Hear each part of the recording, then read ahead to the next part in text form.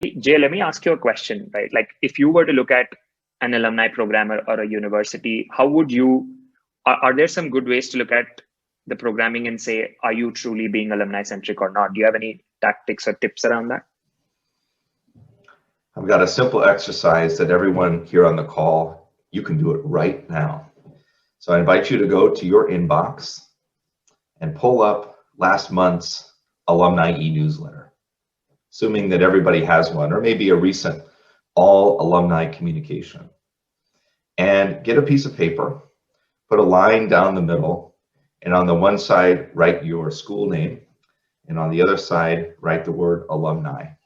And I want you to go through this communication top to bottom, and I want you to put a check mark on either side of those two columns.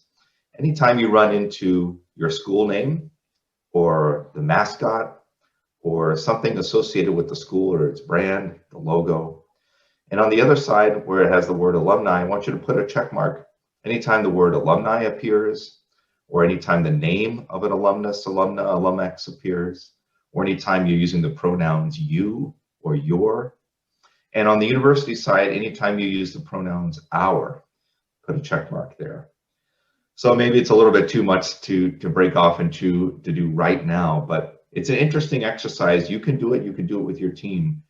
But I think you might be surprised at how heavily the check marks are on the university side or the college side or the school name side.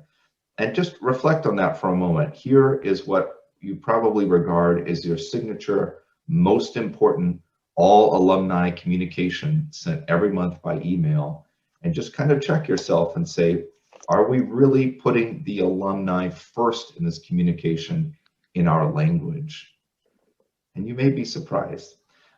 So give that a shout, give that a try, and give me a shout if you find something interesting or if that little exercise doesn't make sense to you. But that's how I would measure alumni centricity, not by all the different things that you're doing in programs and outreach and stuff, but really at its very core, when you speak to alumni, what words do you use?